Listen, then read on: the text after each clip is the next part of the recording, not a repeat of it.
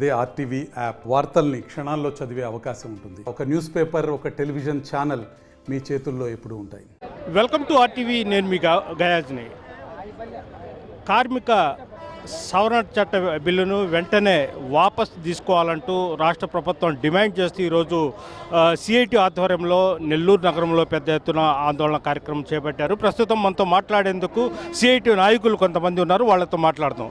చెప్పండి, అసలు మీ డిమాండ్స్ ఏంటి? ఈరోజు దేశంలో కార్మిక చట్టాలని కాలరాస్తూ నరేంద్ర మోడీ ప్రభుత్వం లేబర్ కోడ్ల పేరుతో మొత్తం పారిశ్రామికాధిపతులకి, కార్పొరేట్ కంపెనీలకి ఊడిగం చేసేటటువంటి చర్యలకి నరేంద్ర మోడీ బీజేపీ పూనుకుంది. దీనికి ఒత్తాసు పలుకుతూ ఈ రాష్ట్రంలో ఉన్నటువంటి తెలుగుదేశం నాయకత్వంలో ఉన్నటువంటి కూటమి ప్రభుత్వం, అటు వైఎస్ఆర్సీపీ పార్లమెంట్లో వాటికి ఆమోదించారు. ఈ రాష్ట్రంలో బరి తెగించి కూటమి ప్రభుత్వం 8 గంటల పనిని కాస్త 10 గంటలుగా మారుస్తూ అసెంబ్లీలో 18వ తారీఖు ఆమోదం తెలుపుతూ తీర్మానం చేశారు. మేము ఒక్కటే అడుగుతున్నాం, ఈ చంద్రబాబు నాయుడు ప్రభుత్వం కానీ, ప్రశ్నించడానికి ముందుంటాను అని చెప్తున్న పవన్ కళ్యాణ్ కానీ, ఈ రాష్ట్రంలో ఉన్నటువంటి కార్మిక వర్గం చాలీచాలన్నటువంటి వేతనాలతో వాళ్ళకు వస్తున్నటువంటి జీతం, వేతనానికి జీవిత అవసరాలు తీరక తీవ్రమైనటువంటి ఇబ్బందులు అన్ని రంగాల్లో, ప్రభుత్వ రంగంలో కానీ ప్రైవేట్ రంగంలో ఉన్నటువంటి కార్మికులు ఎదుర్కొంటూ ఉన్నారు. ఒక్కరోజైనా కార్మిక సంఘ ప్రతినిధులను కానీ కార్మికులను కానీ పిలిచి మీ యొక్క సమస్యలేంటి, ఈ రకమైనటువంటి పరిస్థితుల్లో ఏ రకంగా మేము కూటమి ప్రభుత్వం ముందుకు వెళ్ళాలి అని చెప్పి కార్మిక శాఖ మంత్రి కానీ, ముఖ్యమంత్రి కానీ, ఉప ముఖ్యమంత్రి కానీ పిలిచి చర్చించిన దాఖలాలు లేవు.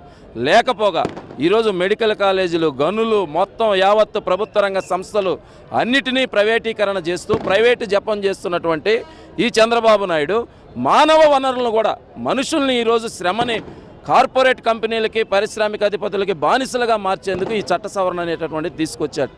ఇంతకన్నా దారుణమైనటువంటి నగ్నమైన దాడి ఈరోజు కార్మిక వర్గం మీద, శ్రామిక వర్గం మీద ఈ కూటమి ప్రభుత్వం చేస్తూ ఉన్నది. మేము ఒకటే అడుగుతున్నాం, మీరు పారిశ్రామికాధిపతులకి ఊడిగం చేస్తామని ఎన్నికలకు ముందు చెప్పుంటే కార్మిక వర్గం, సంపద సృష్టికర్తలైనటువంటి శ్రామిక వర్గం మీకు తగినటువంటి బుద్ధి చెప్పుండేది. ఎప్పటికైనా ఈ పరిస్థితిని మార్చండి. విదేశాల్లో 6 గంటల పని, వారంలో 2 రోజుల సెలవులు ఉన్నటువంటిది అడ్వాన్స్డ్గా అభివృద్ధి దశగా ఇతర దేశాలు ముందుకు పోతూ ఉంటే 8 గంటల నుంచి 10 గంటలు, ఓవర్ టైం మళ్ళీ కలిపి 3 గంటలు, రోజుకి 13 గంటల సేపు ఒక కార్మికుడు పనిచేయాలంటే అతను కుటుంబంతో ఎప్పుడు గడవాలి, లేకపోతే చేసినటువంటి పనికి విశ్రాంతి ఎప్పుడు తీసుకోవాలి? ఇది బానిస వ్యవస్థ కన్నా దారుణమైనటువంటి దుస్థితి. ఈ చర్యలు తక్షణమే ఉపసంహరించుకోవాలి. కార్మిక సంఘాలతో, కార్మిక సంఘాల ప్రతినిధులతో, కార్మికులతో ఈ ప్రభుత్వం చర్చలు జరపాలి. ప్రభుత్వ రంగంలోనే స్కీమ్ వర్కర్ల పేరుతో, అవుట్సోర్సింగ్ల పేరుతో 10,000 రూపాయలకు పని చేయించుకుంటూ ఉన్నారు. వేతన సవరణ కమిషన్ దాని గురించి పట్టించుకునే నాదుడే లేడు. అందుకని ఈ రకమైనటువంటి అత్యంత దుర్మార్గంగా కూటమి ప్రభుత్వం వ్యవహరిస్తూ ఉన్నది. దీన్ని మేము తీవ్రంగా సిఐటిగా ఖండిస్తున్నాం.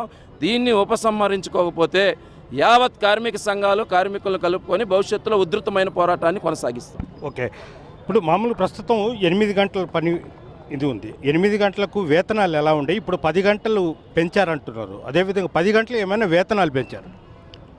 10 గంటల్లో టైం పెంచారు కానీ వాళ్ళ బతుకు తెరువులో మార్పు అయితే తీసుకురాలా.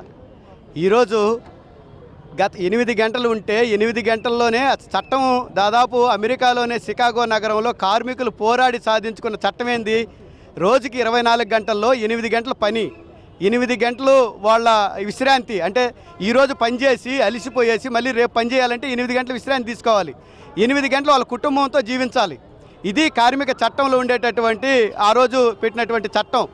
ఈరోజు కూటమి ప్రభుత్వం అంటే కేంద్ర ప్రభుత్వం ఏదైతే తీసుకొచ్చిందో దాన్ని తూసా తప్పకుండా దేశంలో ఏ రాష్ట్రంలో కూడా అమలు చేయాల. ఈరోజు మన కూటమి ప్రభుత్వం అమలు చేస్తుంది. 8 గంటల పని విధానం అమలు చేసింది. ఈరోజు 8 గంటల పని విధానాన్ని తీసుకొచ్చి 13 గంటలు 10 గంటల పని విధానం అనేటటువంటి నిన్న అసెంబ్లీలో శనివారం రోజు అసెంబ్లీలో తీర్మానం చేయడం జరిగింది. ఇది కేవలం కార్మికులకి వ్యతిరేకమైనటువంటి తీర్పు. అదేవిధంగా యజమానులకు అనుకూలమైనటువంటి పద్ధతిలో ఈరోజు యజమాని ఇంకోటి ఏం చెప్తున్నారు, యజమాని కానీ కోరి ఆయన ఓటీ చేస్తానంటే 13 గంటలైనా పని చేయొచ్చు. 13 గంటలు కూడా పని చేసుకుని అంటే ఆ 3 గంటలకు మాత్రం ఓటీ ఇస్తాడు. కానీ 8 గంటల నుంచి 10 గంటలకు చేశారు కదా, ఈ 2 గంటలకు మాత్రం ఓటీ ఇచ్చే పరిస్థితి లేదు.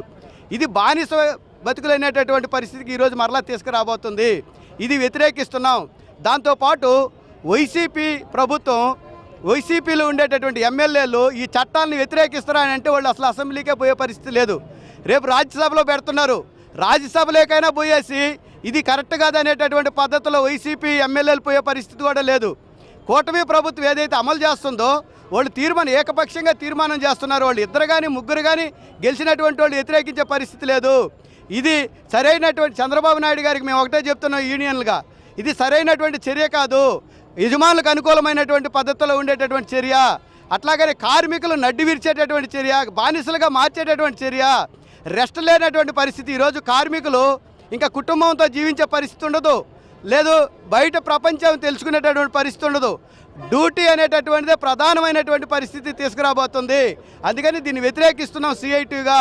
ఇప్పటికైనా కానీ కూటమి ప్రభుత్వం ఏదైతే అసెంబ్లీలో తీర్మానించారో 8 గంటల పని విధానాన్ని మారుస్తూ 10 గంటలు అనేటటువంటి తీర్మానం చేశారో ఆ తీర్మానాన్ని రద్దు చేయాలి. లేని పక్షంలో ఇది రాష్ట్రవ్యాప్త ఉద్యమం.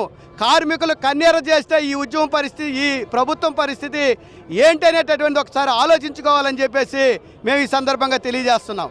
శ్రీనివాస్ గారు, మీరు చెప్పండి, అంటే ఈ బిల్లు పాస్ చేసే ముందు కనీసం కార్మిక సంఘ నాయకులతో ఏమైనా చంద్రబాబు నాయుడు కానీ అంటే పవన్ కళ్యాణ్ కానీ చర్చించిన సందర్భాలు ఉన్నాయి?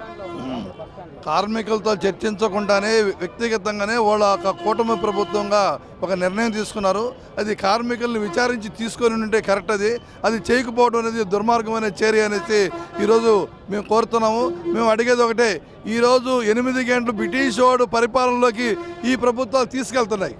బ్రిటిష్ వాళ్ళతో కొట్టాడి 8 గంటల పని విధానం సాధించుకుంటే ఇప్పుడు దానికి మించిపోయి 8 గంటలు పోయేసి 13 గంటలు తీసుకెళ్ళడానికి ప్రయత్నం చేస్తున్న ఈ కూటమి ప్రభుత్వాన్ని కార్మిక వర్గం అంతా పూర్తిగా వ్యతిరేకిస్తుందని చెప్పేసి ఈ సందర్భంగా తెలియజేస్తూ ఉన్నాం. అంటే మొత్తం మీద చూసుకుంటే కూటమి ప్రభుత్వం కార్మికుల పట్ల చిన్న చూపు చూస్తుందని అనుకోవచ్చా?